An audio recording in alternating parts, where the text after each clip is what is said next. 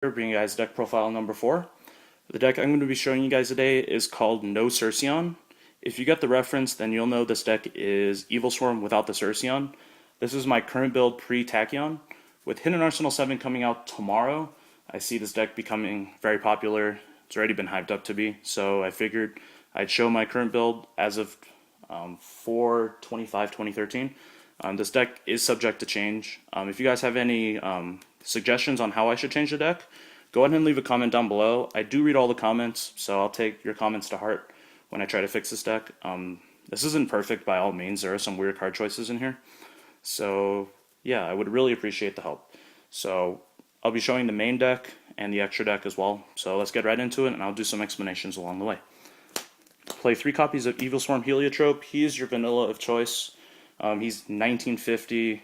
He's a 4-star dark, which is actually very important. He opens up quite a bit of plays despite just being a vanilla, and you'll see why soon. Play 3 copies of Evil Swarm Caster. He is your marauding captain of the deck. He allows for an additional normal summon of an LS Swarm monster, so Evil Swarm or Steel Swarm. Usually him and Heliotrope open up for Ophion plays, which is your primary focus of the deck. So yeah, he just allows so many plays. I'm only playing 2 Thunderbird right now. If I go to the pure build, this will be 3, but right now he's actually really good. He's like a wind-up rabbit, so whenever a card is activated, you can banish him. They changed the card text on the secret rare printing of this card. On the DT version, it said that he comes back during your next standby. On the new version, he comes back during the next standby. So that means if you banish him during your turn, when you activate a card effect, he'll come back on your opponent's turn as a 1950 beat stick. So he's actually very powerful. They made him actually really a lot better. So definitely I'll probably consider taking it to 3, but for now it's been working well at 2. I'm only playing 1 Mandragora.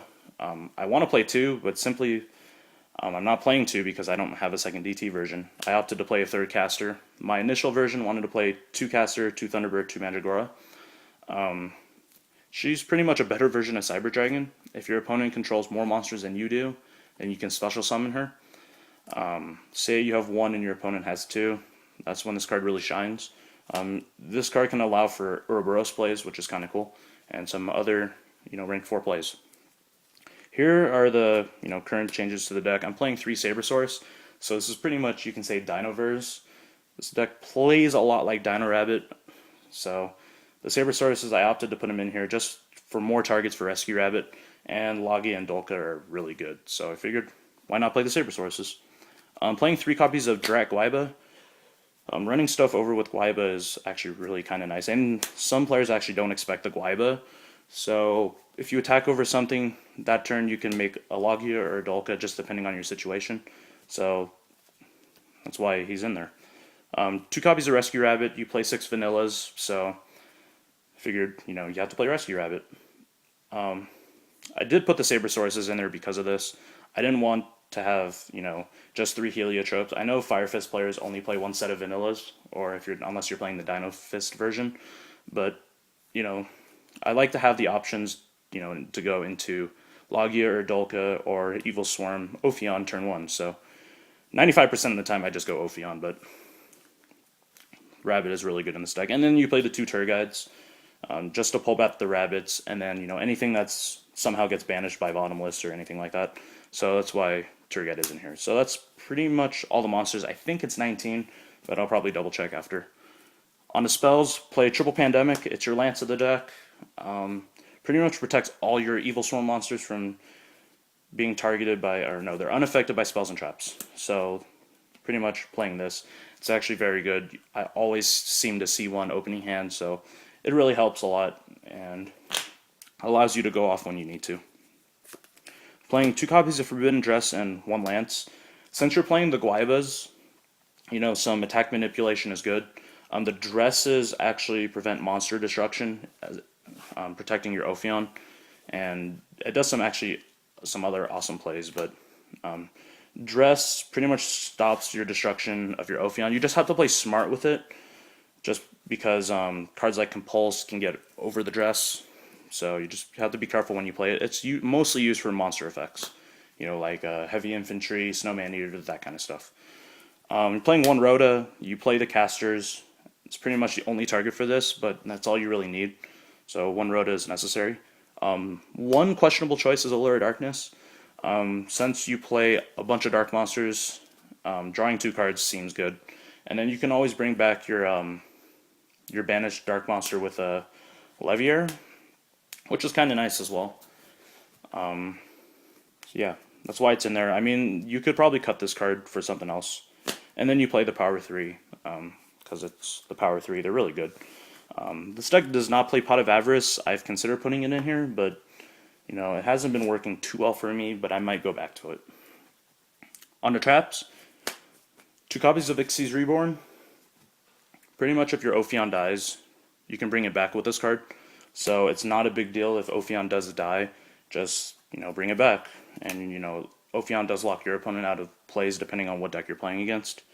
2 copies of Safe Zone. Again, this card is used to protect your Ophion or, you know, protect any of your Ixis pretty much. I actually really like this card, and that does combo well with Dress, if you know what I mean. So, yeah, that's why, you know, this card's really good. And if your opponent does destroy this, you can just chain it on their monster and it'll die. So Safe Zone does have some multi-purposes in this deck. 2 copies of Mirror Force, you know, you need protection. 2 copies of Fiendish Chain, does shut down monster effects. This card's actually seeing a lot more play now, which is good. I really like this card. That's why I'm not playing Valor in this deck. It's probably going to be in the side, but, you know, we'll see. But this card is really good. It locks down monster effects and does so much work for you. 2 Bottomless Trap Hole. I like this card right now over Compulse, just because it can, you know, you can Bottomless Fire Fist monsters, which this deck has a surprisingly hard matchup against. So, you know, Bottomless the Bear or Bottomless the Vanillas off the Rabbit, which is, you know, also really good. Play 1 Warning and then 1 Judgment, you know. Say no to monsters, say no to, you know, power plays and whatnot. So that's it for traps. The deck is 42 cards. I know it's a little bit big, but it's been working for me pretty well. So onto the extra. It's not 100% complete, but, you know, I'll leave that to interpretation. You play Levier and Wind-Up Zenmains for the tour guide targets. Just these 2.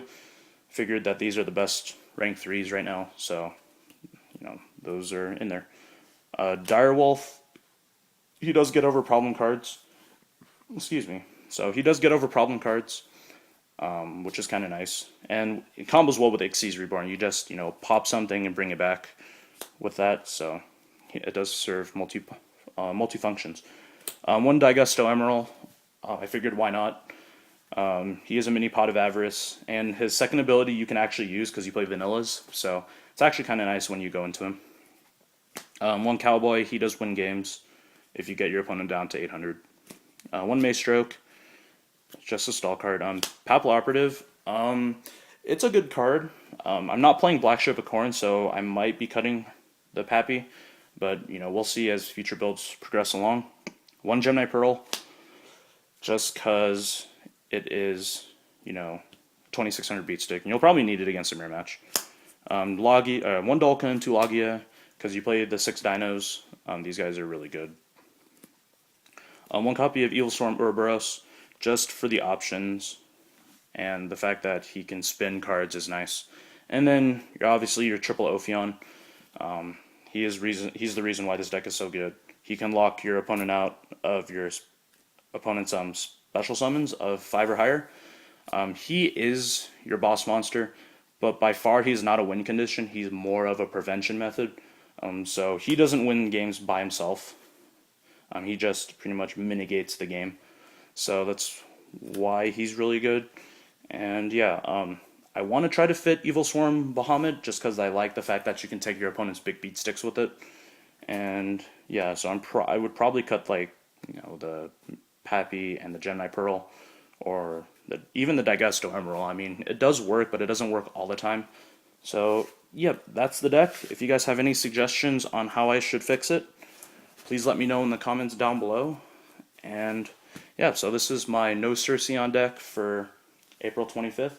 When Tachyon does come out, I expect to put, you know, Cerceon in this deck. So this is Rexpa. Hopefully you guys enjoyed this deck profile. I do apologize if it was a little long.